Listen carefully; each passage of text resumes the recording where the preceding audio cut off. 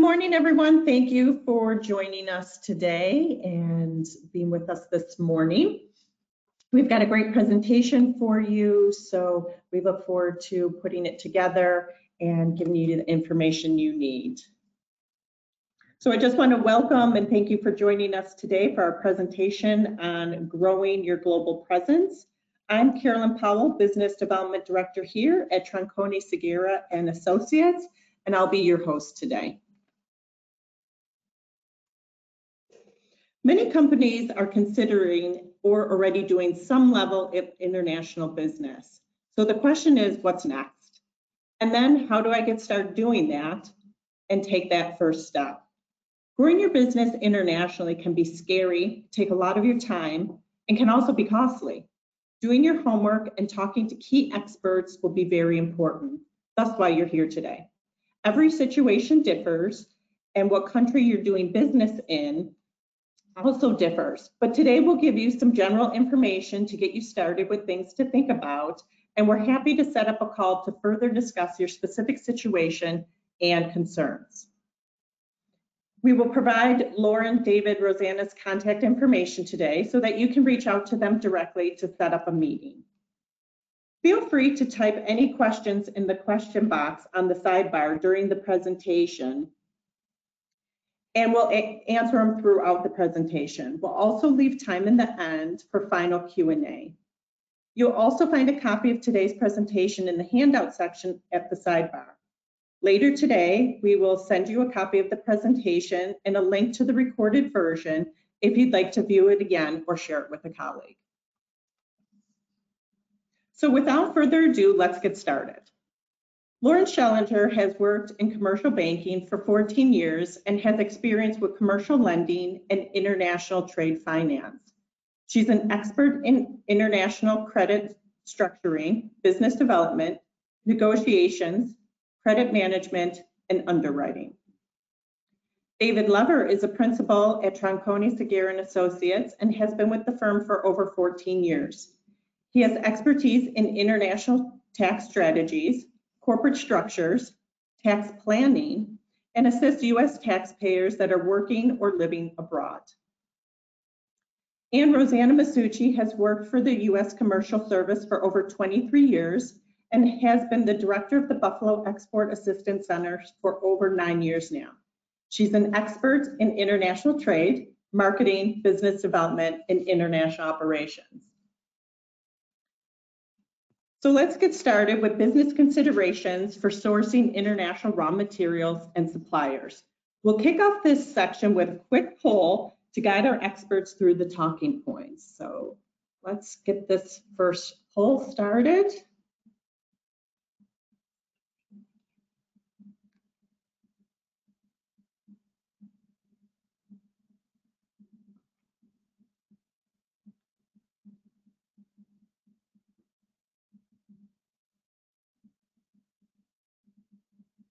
Okay, so we're getting in a couple responses here.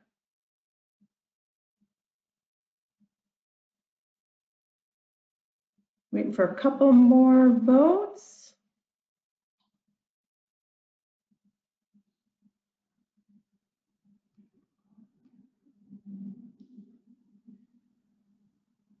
So it looks like both are sourcing raw materials and finished goods, but we'll close this out to keep things moving.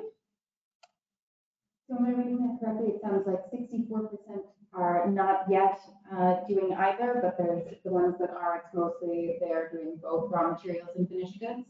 Yes, that's what it looks like. So great. So hopefully we have some useful information then on that front. Absolutely.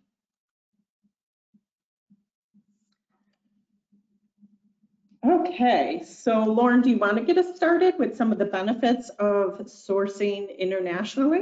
Yes, absolutely. Thanks everyone for taking the time to call in today. I know that many of you have joined the call because you already understand the benefits of trying to source internationally and expand your international presence. But in the recent environment, I think we all saw the risks that were associated with the just-in-time sourcing policy that many businesses have been operating under for the previous decade or more. Securing and diversifying your supply chains by looking for international sources can really create redundancy in your key supplies, and then diversifying your geographies, it helps your business pivot to that new just-in-case economy that we're starting to hear more about what's emerging. The other benefits of sourcing internationally is that you can better leverage your negotiating power. So if you have multiple suppliers for any given raw material, you obviously have the ability then to negotiate for the best price and the best quality of goods to meet your needs. And additionally, that redundancy will ensure that you are able to deliver your goods in the time frame that you've agreed to. So we all understand that there's a lot of benefits there. The next question is, how do you go about doing that? So I'm going to speak to the financing considerations of trying to source goods internationally. Whenever you're doing business abroad, it's important that you're minimizing the risks. You're all competent at doing business domestically, and some of you, it sounds like, are already doing this international sourcing, but the risks that you encounter in different geographies will change depending on what area of the world you are working in. So it's important to analyze the risk of not just the individual supplier, as you would with any supply contract, but also the bank with whom that supplier is dealing, and the financial system generally in that region of the world. If you feel that you're dealing in an area of the world where there is heightened risk, you might consider securing letters of credit, using other financial tools to try and mitigate that risk somewhat. If you are required to make a prepayment on any of your goods, we definitely recommend securing a standby letter of credit in return for that down payment. This is becoming a standard practice in many parts of the world, especially for prepayments that exceed $100,000. There is obviously a cost to the supplier of issuing that standby letter of credit in return, and that's a point that will obviously be negotiated as you're discussing the payment terms of that prepayment. Another option to ensure you receive the goods that you're purchasing would be to use a letter of credit structure for payment. A letter of credit will guarantee certain aspects of the transaction need to be met in order for your payment to be made. These aspects can include the latest shipping date, it can stipulate the Incoterms, it will require a certain attestation to the quality of the goods, including a certificate of the country of origin, and any other sort of regulatory requirements that would require certification.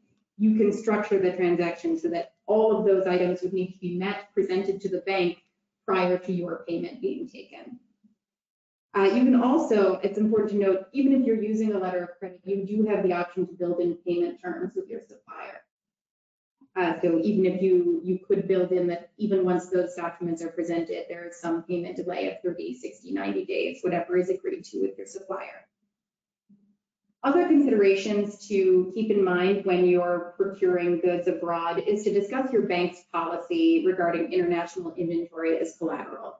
If you have a credit provider who's relying on your inventory as part of their collateral base that dictates how much you're able to borrow, they may have various policies or exclusions for international inventory. However, if you have a credit provider who's willing to lend against that international inventory, you may have an opportunity there to store goods abroad, which would expand the benefits of having a third-party warehouse, perhaps in another country, which we'll talk about as we go forward. Moving to discuss about foreign exchange risk, which is the other half of any international sourcing question. It's important to manage that foreign exchange risk when you're building these contracts. The best option for many of our customers would be to agree that your purchase price will be paid in US dollars, assuming that the majority of your revenues are coming in US dollars as well. So whenever you can match the purchase currency with the expected sale contract, that takes the risk off your plate. However, if you're dealing with less sophisticated or smaller vendors, they may not be able to accept your payment in US dollars, or just given the nature of the relationship with that supplier, you might be willing to take on some of that risk. If that's the case, you have a couple of options to mitigate that risk. One would be to lock in the foreign exchange rate for future contracts. So looking out 6 to 12 months, you might say, I expect to spend, $500,000 with this supplier. I'm going to lock in today's rate so that you're fixing your cost for projection purposes. Additionally, you have the option to hedge that risk. You could set a purchase contract looking forward to whatever 10-year time horizon you're comfortable with a fixed ceiling and floor. If you feel that the currency might potentially move in a way that could be made favorable for you. So if you had a certain outlook on how you thought the euro, the yen, or the rupee might move relative to the US dollar, you can fix that. There's many people who will take those positions and plenty of options for where you might get a thought about where currencies will move. Obviously, that might not be within your company's risk appetite.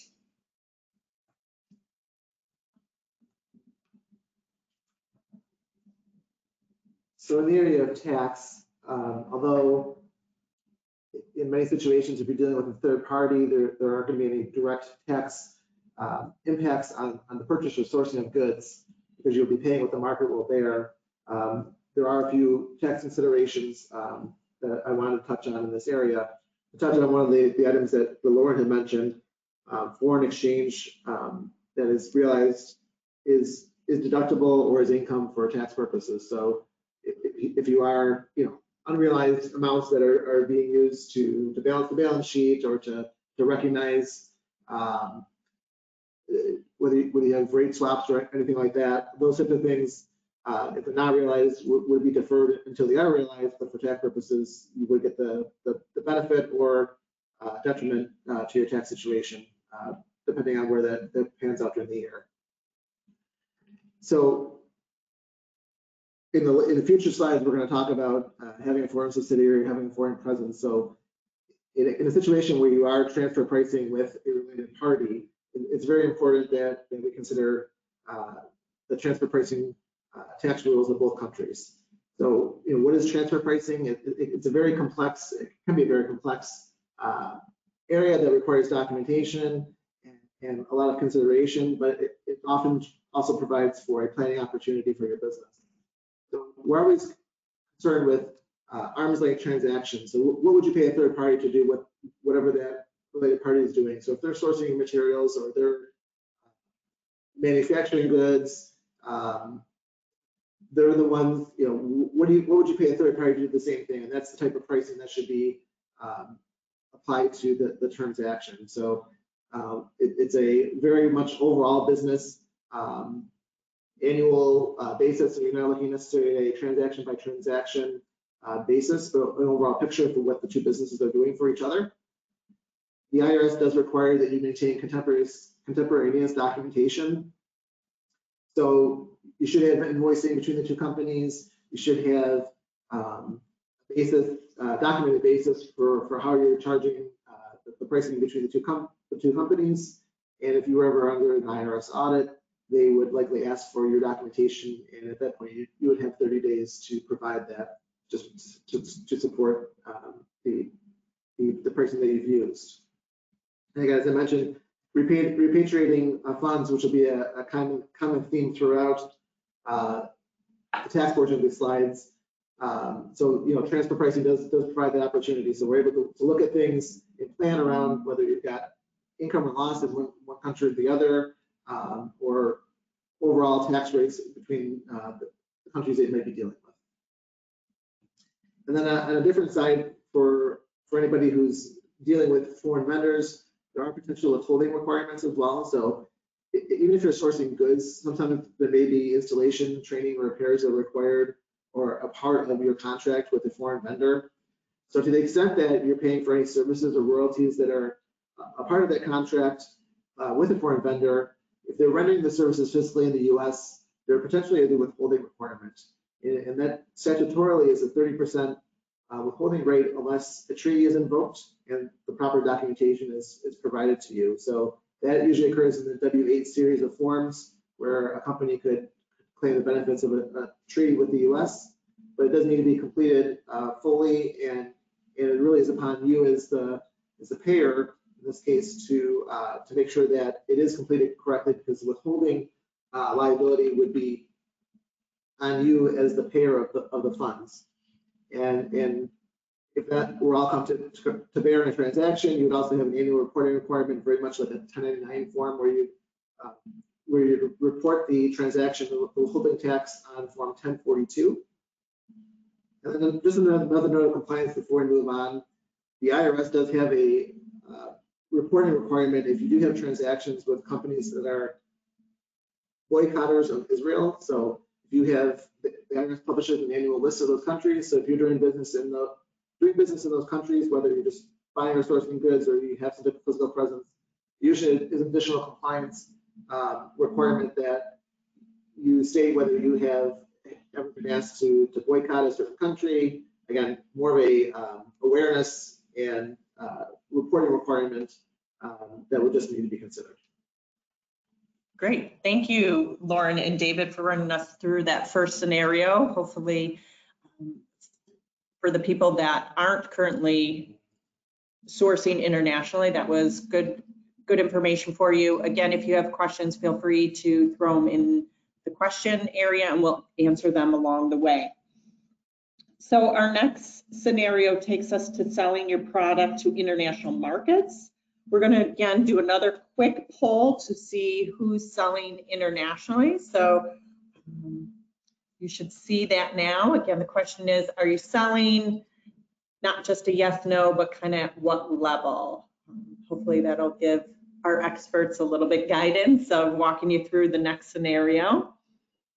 So the voting is coming in. We have some not yets and some 0 to 25%. Another couple seconds. Looks like most people have voted, so let's see what those results are. Again, not a lot of people not selling yet, so again, this webinar should give you some information, and some that are just getting started. And I think it's great that some of you not yet are actually participating on this webinar, because it'll give you a lot of really great information and resources to assistance to help you be most successful when you are, or you do start your exporting process. So just to give you some information, this is Rosanna, by the way, from the Department of Commerce. Some of the benefits of selling your products internationally: of course, it's going to open your access to new markets and penetrate new geographies. There are 96% of the world's population is outside of the United States.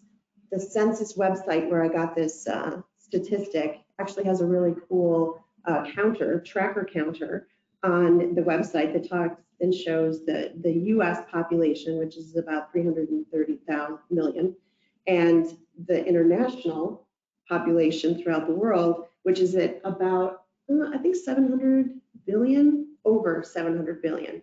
And the tracker also increases as more people are being born. And you can see very clearly that there are a lot of people being born internationally too. So that market is only going to grow for you as a company and as you export your products. So another important reason to sell internationally is to diversify your market opportunities. There may be instances where your domestic sales decrease for whatever reason, and you can count on your international sales to hopefully increase to even out your experience selling.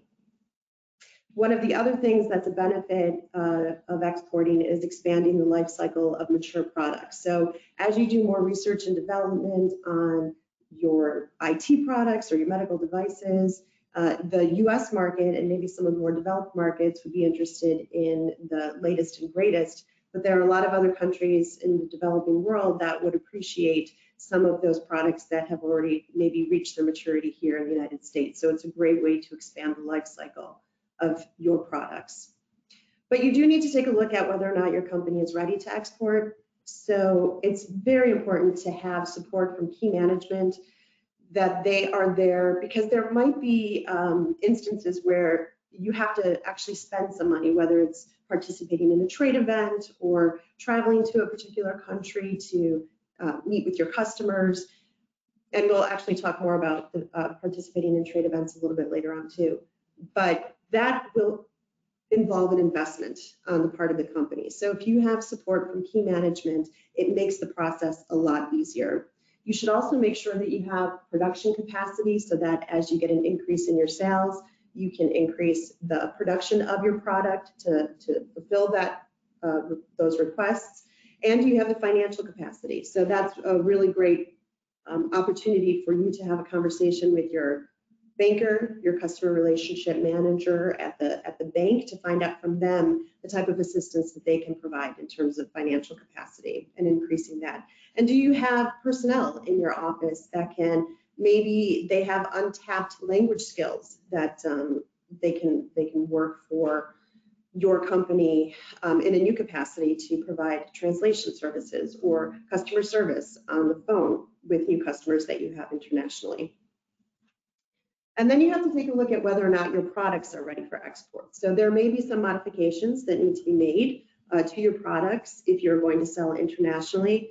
Most likely voltage requirements or electrical requirements might be a little different in different countries. So understanding that before you actually sell your product and have it at a customer's house or a customer's place of business without them being able to use it, that is something that you should know about before you actually sell the product. If there are any certifications or registrations that are necessary, this is particularly important with medical equipment or IT equipment, making sure that if you have to get, if you are regulated here in the United States and you need certification in order to sell your product here, whether it's from the FDA or the UL, most likely those types of requirements will be necessary in other countries as well. So understanding those and making sure that you have those in place before you sell is important. And the US government does have licensing requirements for certain products. I think only 1% of the products that are being exported actually have licensing requirements from the United States. And those are usually items that are considered to have dual use. For instance, IT products or military related products or high technology type products. But you also have to think about whether or not there are import licensing requirements to get your product into a foreign market. And that is really where having a partner would become pretty beneficial. So we'll get into that a little bit more in the next section about finding partnerships internationally to help you increase your exports too.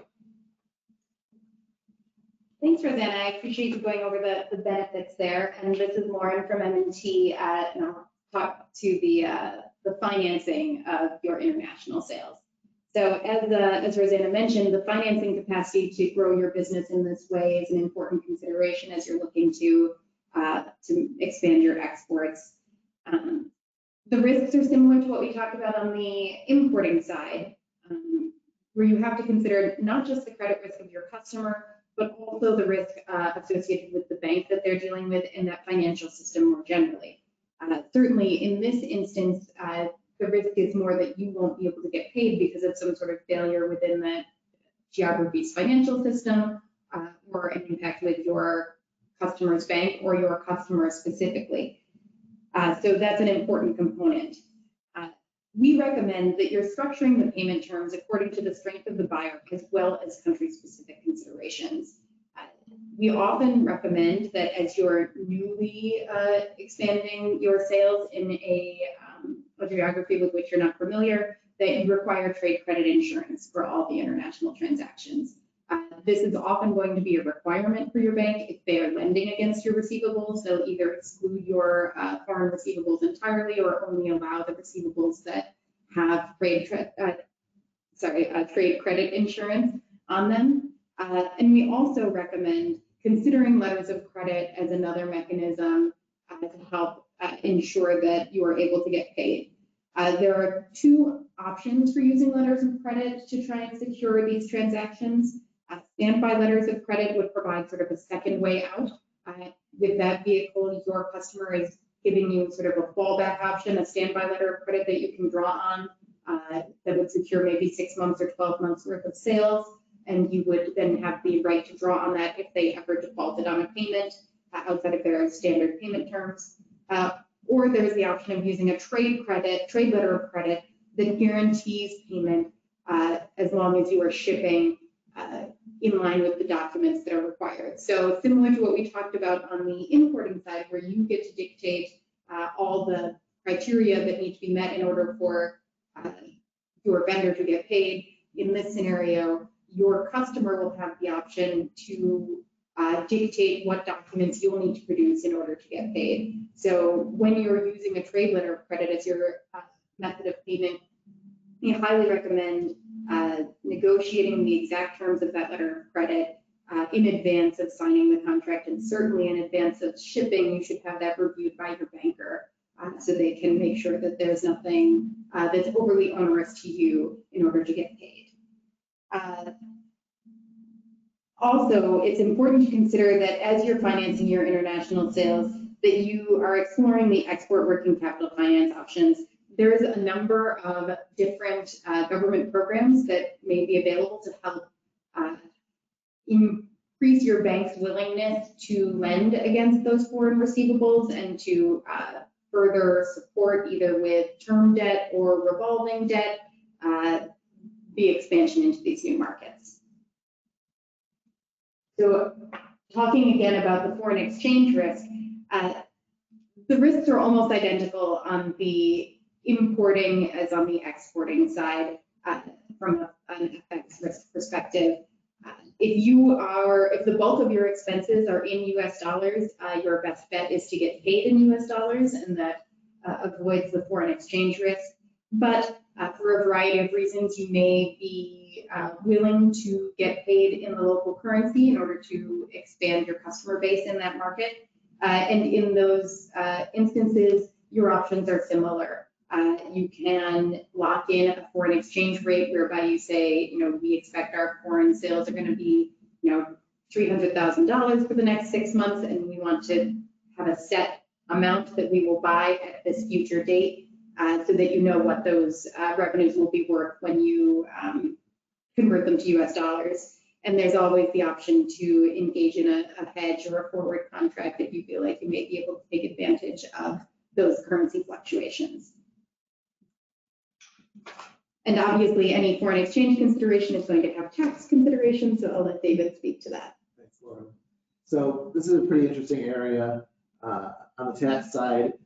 Prior to the Tax Reform Act of 2017, companies who were exporting usually utilized something called an IT disc, which was a separate sales company that there's a lot of people who were involved. You had to have certain margins and meet certain thresholds, a lot of hoops to come through in order to get preferential tax rates on those transactions. The tax rate change down to 21% corporate tax rate, which we currently have, pretty much rendered the IT disc structure to be obsolete for the time being. We may see a change in that if the corporate tax rate increases again, as proposed by the Biden administration. But for the time being, when we're talking about export sales, we're mostly looking at this concept, this new deduction that was brought in with the 2017 Tax Act called the FDII deduction, the Foreign Derived Intangible Income deduction. And what this is it is an export deduction. It's only available to C corporations. So oftentimes, if we're doing an analysis for a business about whether they should operate as a C corporation or as a subchapter S corporation, this is something that we would take into account amongst other factors. So this deduction is computed by taking your margin on the sales. You're allowed a 10% return on your capital assets. So you have to take a haircut of that, allocate your other SG&A costs as well as those sales, come up with your FDII income, and from there you get a 37.5% deduction on those sales, on the income from those sales. So it reduces the corporate income tax rate from 21% to 13.125%. There are again changes to this that are being proposed in the Biden proposal that's being contemplated by Congress right now, which would actually reduce the corporate tax rate to 26.5%, and then it would reduce this benefit as well and bring the tax rate on those sales to 20.7%. In order to qualify, the product has to be staying outside the U.S. So you can't send product and kind of have a boomerang back. And if you're rendering services, the benefit of the services has to be received outside of the U.S. But you can actually be rendering services within the U.S. So again, it's an export. That's what I call it, intangible income. It's an export. Interestingly, related party transactions are okay. Usually, in most things in our tax world, related party transactions don't qualify for deductions or have special treatment. But in this case, as long as the profit is staying outside, if you have a foreign subsidiary, you can transact with those, and that would qualify. You do have to maintain documentation. You have to maintain documentation. You're invoicing that's for a foreign sale, that it's going to be used in a foreign in a foreign capacity. So there are specific regulations that we can help you navigate if it's going into a part of a bigger product or something like that. There are a lot of exemptions, a lot of different safe harbors you can meet to qualify. So this has definitely been a commonly used tool for a lot of our clients who have been exporting and provided some pretty nice tax benefits. One of the other areas I want to touch on, which really could apply to any of our 4 parts today, are the foreign bank account reporting requirements that would apply if you opened a foreign account in another country. There's potential, it's an annual report, informational that goes to the U.S. Treasury to report any foreign bank accounts. They have a balance of $10,000 or more at any point during the year. The report is filed at the corporate level, but it can also be filed at the personal level, depending on your level of ownership in the company. And sometimes it also can sweep up officers and others with duties that have signing authority. There is a signature authority requirement as well. So if you work for a company, you've got signature authority over foreign accounts, you may have a personal filing requirement as well, in addition to the company. There's some pretty significant penalties for failure to file this annual report that start at $10,000. So it's really important to make sure that it's being considered. And this could be any type of foreign financial account. So this could be a bank account. We've filed it for lines of credit in the past. Any ability to be able to draw funds. Great, thank you guys. That was good information for that scenario.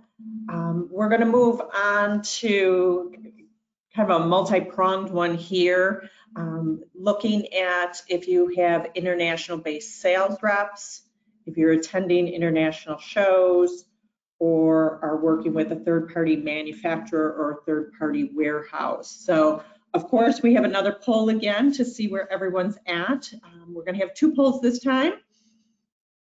So the first question is, do you have international sales reps working for you, or are you attending international trade shows at this time? I guess the question is international trade shows happening these days? But I guess pre-COVID this question is, and I guess your hopes for post-COVID. So let's see, everybody's voting here.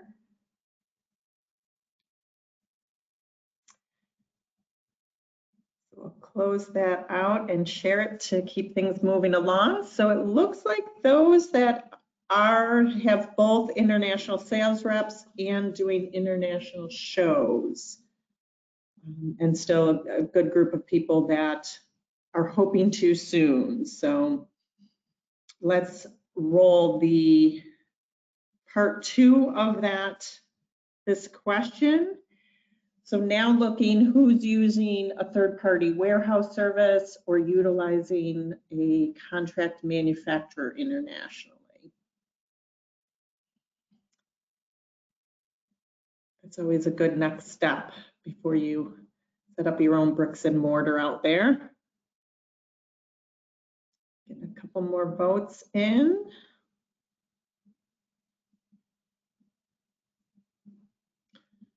All right, so let's see what we have. So again, a lot of people not, that's why they're on their webinar today, and definitely a couple people using third-party contractors or using both. So that'll help our next section and our talking points. So Rosanna, I think you're starting us off again.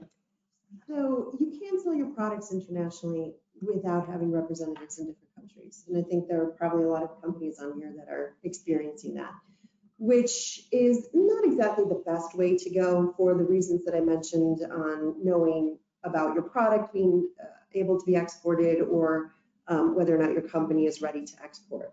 There are definite benefits to having international presence, including a sales rep or a distributor for your product internationally. And really, you can support your international sales with the physical presence in country by improving the legitimacy in the eyes of customers. A lot of the customers are used to buying from someone in country that speaks their language, that understands the business culture, that understands the business in the industry that they're in. So having someone there that already has those types of contacts that can provide after sales support and service, that can strengthen relationship and strengthen relationships with possible customers that you already have, as well as facilitate introductions to relevant potential customers. So there are a lot of benefits to having someone in country, but it's important to make sure that you're finding the right type of foreign partner. So you need to understand, what the foreign partner has in terms of their business makeup. So for instance, do they have a sales force that goes out and sells products that are similar to yours or complementary to yours? What's their record for sales? Do they cover a specific territory? Which makes a difference when you're talking about larger countries such as Brazil or India or China. Understanding the other product lines that they represent, again, if they're competitive or complementary to your products. If they have facilities and equipment that would be necessary in order to distribute your product. For instance, if you have to have specific warehousing requirements, temperatures, conditions within the warehouse for either the equipment or the product that you're selling. Understanding what their marketing policies are and what their capabilities are. So the trade shows that are really important for you to have a presence at. Are they familiar with these shows? Do they attend these shows regularly? Do they have a presence at these shows as well? And just understanding the profile of their current customers and if it matches up with the type of customer that you are looking for. It's also important, just a little note here, to have a specific contract for your international partners. And it might just be an edit of the contract that you have with your domestic partners, but just understanding that internationally the rules are a little bit different and you should get some assistance when it comes to putting a contract together. So different ways that you can find the right foreign partner. You can ask current customers that you have in the market. Find out from them, who would they normally purchase something like this from? Are there any people that have a presence in the market that they've seen commercials for or industry specific targeted marketing material for? Absolutely, attending and exhibiting at trade shows gives you the best idea about how you can best enter the market and who the right foreign partner will be for you. And right now, there are not a ton of trade shows going on, but there are some, especially foreign trade shows. And now they're offering the option to attend in person or attend virtually. So you do have different options when it comes to having a presence at a show. Maybe your local partner can actually exhibit at the show while you join in virtually to ask any questions or to answer any questions that people might have as they visit your booth. But one of the nice things about one of the silver linings of the pandemic is that a lot of these trade show companies are finding different ways to matchmake who they normally would have attend the show with the people who they would normally have exhibit at the show. So a lot of these trade show organizers are turning to different programs and different matchmaking platforms. So understanding how those work can become really helpful too in terms of finding some foreign partners. The U.S. Department of Commerce also offers matchmaking services through our Gold Key and International Partner Search programs. And if that's something that you think you would be interested in, please, you have my contact information at the end of the program, and I'm happy to answer any questions you might have about that. When it comes to trade promotion events, the Department of Commerce also provides assistance at domestic US trade shows through our international buyer program. So we bring, when they can travel to the United States, we bring foreign buyers here to US trade shows to meet with US exhibitors. There are different certified trade fairs that the Department of Commerce puts their stamp of approval on. And that basically means that we believe that it's a good show that where a lot of business to business transactions take place. And it's a good opportunity for US companies to participate. In fact, we even host US pavilions at these shows, which is where US companies can go and be highlighted in a pavilion of all US companies that are participating. We also offer commercial service support at events. So my colleagues that work at the US embassies and consulates internationally attend these shows and offer support to US exhibitors. There are also trade missions and now virtual trade missions that you can be a part of. I just recently coordinated a virtual trade mission with my colleagues in India. So we had 6 New York State companies that wanted to find partners to work with in India. So we worked on this virtual mission where we got information from the US companies, the New York State companies specifically. We worked with our colleagues at Global New York on this program. And we had them answer a questionnaire, and then working with my colleagues that work at the US embassies and consulates in India, they went out and searched for relevant potential partners. And then we had a 2-day event where the US companies met with these potential partners, and it was very successful. It was a great way for companies to show that they were still interested in doing business in India without having to travel, because it actually wasn't allowed at that time. So these shows can be a horizontal show across different industry sectors, or they can be industry specific. The virtual mission that we did in May was actually a horizontal. So we had companies in aerospace, medical, capital equipment, and airport equipment as well. We also have single company promotions that can be taken, that can happen in conjunction with your participation in a trade event, where the US Embassy or Consulate Office helps US companies promote either product launches or technical seminars or networking receptions with potential customers, or the introduction of that new partner that you'll sign up from the trade show. So there are events and that are taking place, and your participation can be varied now. So if you have any questions about shows that you used to do and whether or not they're still available to you, or if there's a different way that you can participate in them, please just let me know, and I'm happy to look up that information for you. Thanks, Rosanna. So as you're considering all the ways you might engage with a more physical presence in a foreign country, it's important to consider the financing for that international presence. The key step for establishing credit abroad, which as you look to expand will start to become more of a consideration, would be to select a local financial partner and introduce the representatives at that financial institution to your domestic credit provider, your domestic bank. That really helps facilitate future growth in that country, especially if you expect that you'll need credit in that country down the line. As Rosanna referenced earlier, it's important that you structure your foreign contracts with third parties deliberately. They likely won't exactly mirror your domestic contracts. You need to make sure that you're considering the FX risk as you're setting pricing, the way that you structure the security and the collateral, and also which local laws will govern the contract and what jurisdiction would be used to settle any disputes that might arise. So all of that are probably components that you don't give too much thought to in your domestic contracts, which will certainly be more important in these foreign contracts. And then as we mentioned previously, I won't go into it in detail here, but you may want to incorporate letters of credit or foreign exchange hedging as appropriate, depending on how you structure those contracts with these third-party warehouses or your sales forces abroad.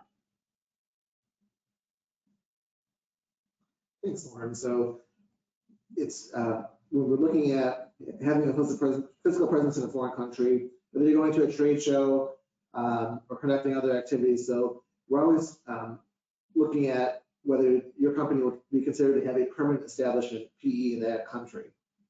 So first we look to the country for the statutory rules about conducting business to see to what level of threshold would be required for you to be considered to be operating in that country.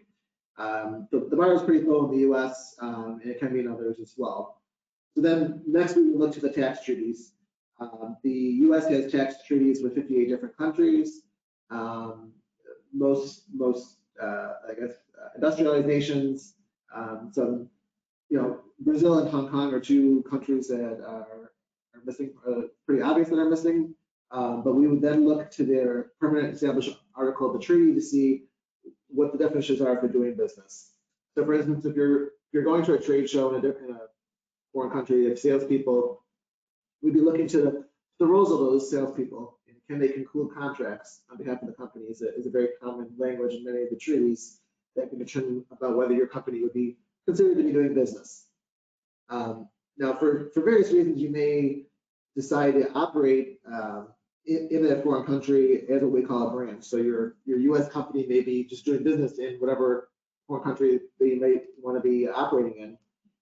There might be a couple of reasons why you might do that as well. One, if you're not sure of the level of sales, or you really just want to kind of dip your toe into that market, you may choose to operate that way until you have a more concrete client base. And so your sales in that country will be limited, or that country will be limited to be able to tax you upon your activities that are in that country, and you would pay corporate tax in that country as well. And then you would report that same income on your U.S. tax return and take a foreign tax credit for taxes paid to the other country. Many other countries, such as the U.S., levy a branch profits tax, which is a deemed dividend if you do not reinvest the profits into that country. So that's something also we would take into account. And then we would then go on to consider if all that is working well for you, whether we would form a subsidiary company, which we'll talk about in the later slides. If for some reason you are operating or meeting that statutory level of operation in a country through a physical presence, so that could be inventory, depending on the country as well, like, again, the salespeople. Even if you're not giving level or giving rise to a permanent establishment, you don't have that level of activity in the country. Many countries like the US, and I know Canada has this as well, and many European nations have a treaty-based informational filing where you say, X country, I'm doing business in your country, I'm selling into your country, I have this, I have that in the country, but it does not give rise to a permanent establishment under the US German tax treaty. So this is an informational filing to invoke those treaty benefits. And so that's something that we would often recommend. And again, we consult with the local counsel in the country that you're doing business with to determine if that's something that's frequented as well. But that would be something that would be done more or less to get statute of limitations running on filings in that particular country, and just to make sure your bases are covered, even if you're not subject to income tax. Great, thank you guys. That was some more good information. So we're going to move on to our final and last scenario of having a physical location and staff in another country. You all know what that means. It's time for another poll, so let's launch that. Do you have international operations? Let's see where this one comes in at. Looks like we have some that do, a lot that don't, which not surprising knowing our audience today. All right, I'll close that out to keep this moving along. And again, don't forget, if you have any questions, just type them in the question box as this will be our last scenario. So here it looks like, again, some people do have some locations and a bunch of people looking to have locations in the future. So to keep things moving, Lauren, do you want to take us through our last section? Yeah, so as as David alluded to, there are, some obvious expenses to having a physical location and some less obvious expenses that we'll go over when we get to the tax section. But if a market is part of your long-term strategy, then it can make sense to establish that brick and mortar to demonstrate your commitment to the local market. And some of the benefits there are obvious. You're going to reduce your reliance on these third-party providers. There may be a natural progression there that as your relationships with those third parties evolve, there may be a point where it's something that you want to bring in-house or bring more into your control. And also, this step obviously increases your potential to be competitive in long-term contracts in that country. That gives some assurance to your clients in that geography that you are there to stay.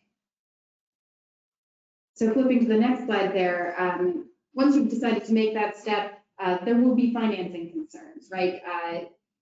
You want to leverage your credit in that country and also leverage your domestic strength in order to finance that operation. Establishing credit in a new country can be done in part by working with an established company who can open access to local credit markets. So if you, it's often sensible to enter into a joint venture, perhaps one of those third-party providers that you have worked with for years when your business in that country was nascent, now can become sort of a joint ownership arrangement, and that enables you to leverage the history of that partner in the country to establish credit for your joint venture and potentially for any future solitary expansions you might do. Another option would be to leverage the strength of your domestic company to collateralize a foreign bank. In that instance, it's not uncommon to have your domestic bank issue a standby letter of credit to benefit that foreign bank, and that basically cash collateralizes that foreign bank, and it gives them the ability to offer you credit without you having to tie up your domestic funds, your foreign domestic funds that are in that country. You want to manage the risk to your domestic business, so it's obviously important to understand the foreign banks involved and carefully negotiate the reigning jurisdiction in any intercreditor agreements. That's going to be on a case-by-case basis, and certainly you'll have your bankers and attorneys involved. And David can certainly speak to the tax implications of repatriating profits from that foreign entity. Thanks, Lauren. So yeah, there's a lot of subsidiary considerations. I know we only have a few minutes left. I could probably spend a whole hour in this area on its own, but it's really important that that we get a good understanding for your business, the flow of the money, the goods, the products, how you sell, so that we can get in contact with local professional advisors to kind of build your team of experts. And then from there, we can kind of plan for tax efficiency. Again, touching on those tax treaties again, all of the tax treaties have mechanisms within them to eliminate and reduce double taxation, and also to give more preferential treaty rates to things like dividends when you're going to repatriate funds, or if you're investing in a foreign operations, if that's being used, interest. So there's a lot of different planning opportunities there that we can take advantage of. And you might need, third-party assistance, much like the opposite when we usually advise Canadians who are looking to come to the U.S. On the local rules about payroll, HR, all those sorts of things. So it's really important to build that team. The really probably most important part of this slide that I wanted to really touch upon is the acceleration of income and taxation by the U.S. So going back to the 2017 Tax Act again, the U.S. moved from a worldwide taxing type system to what's now referred to as a semi-territorial tax system.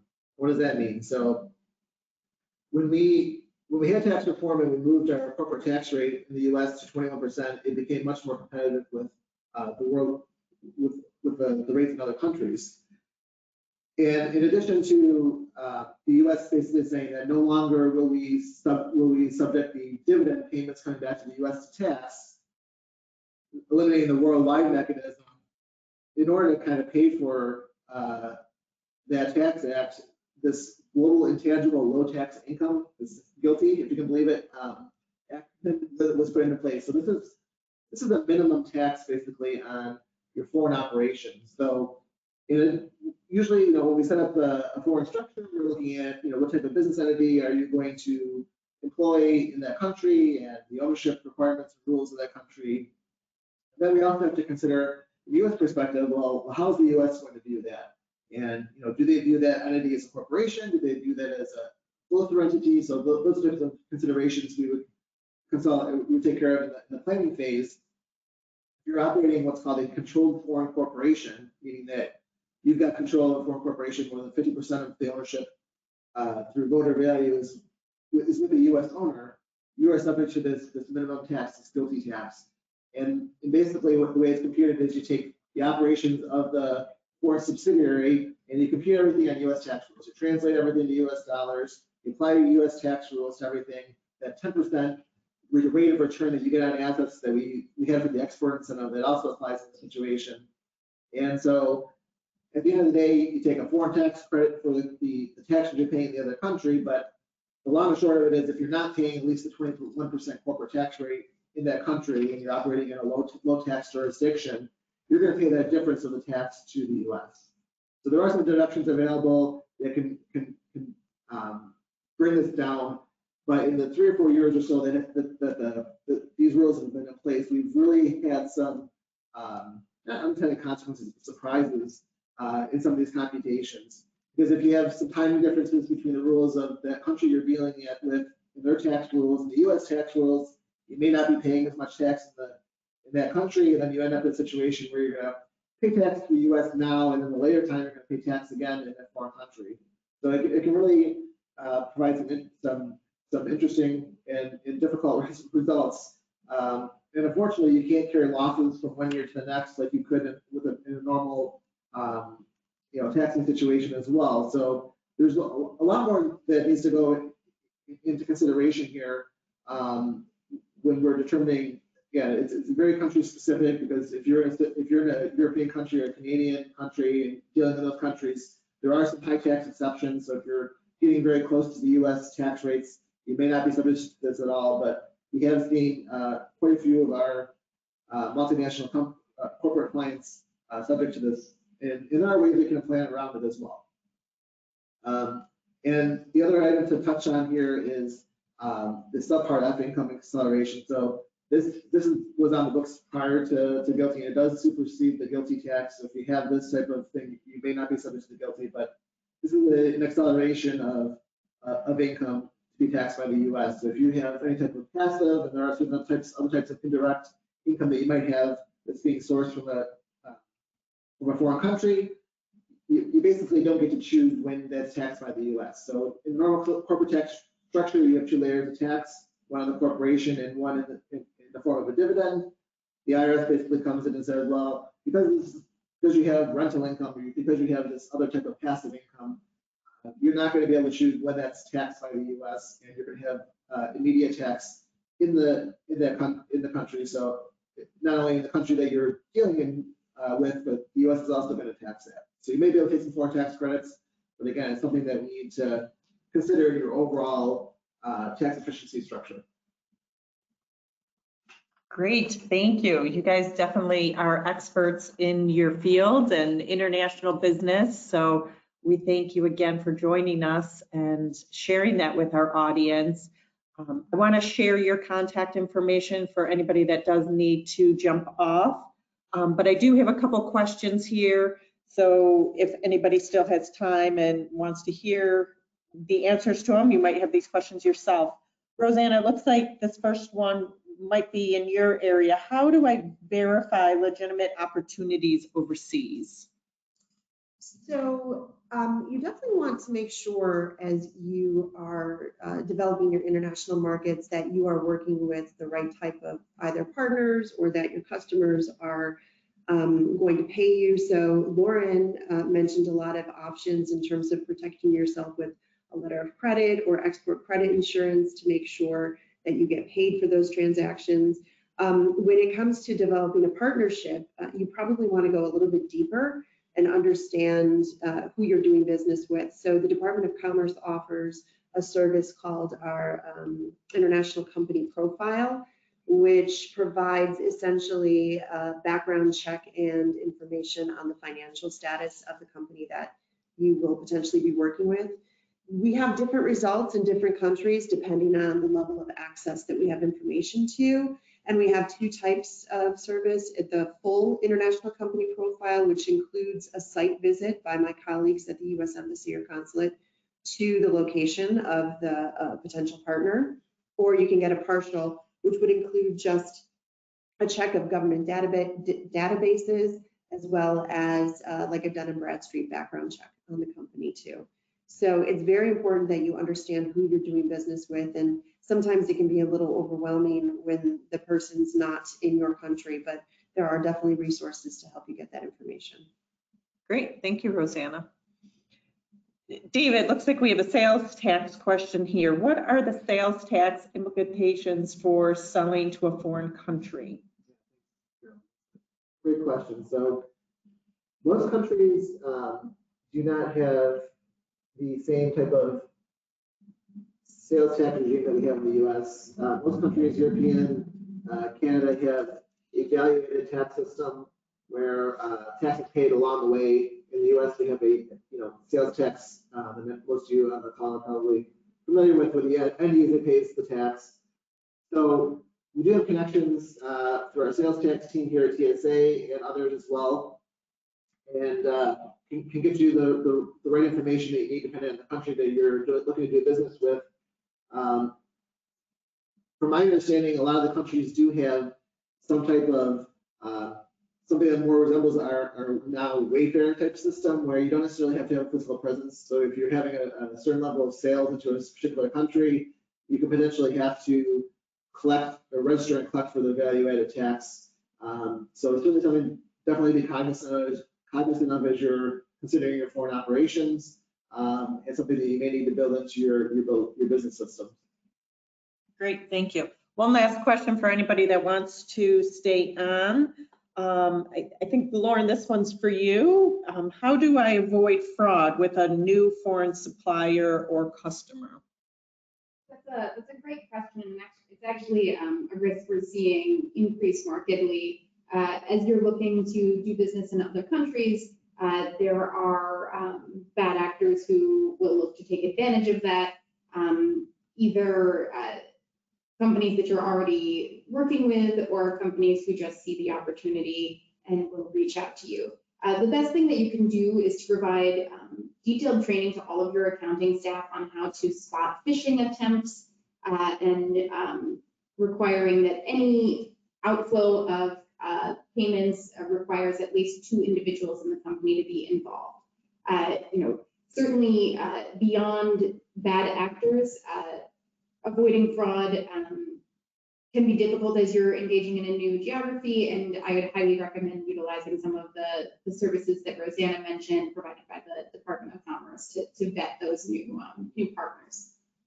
Great, thank you. David and I just finished our IT training, and it is amazing how much it changes year to year of the newest actors out there. So definitely a good point. And if that's not part of your company policy, at least minimum once a year training, you probably should be adding to it. So thank you everybody for joining us today.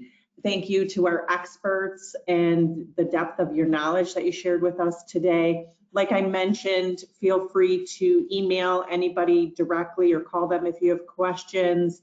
Follow them on LinkedIn for further updates and other upcoming webinars. And once again, have a great day, and we'll see you on our next webinar.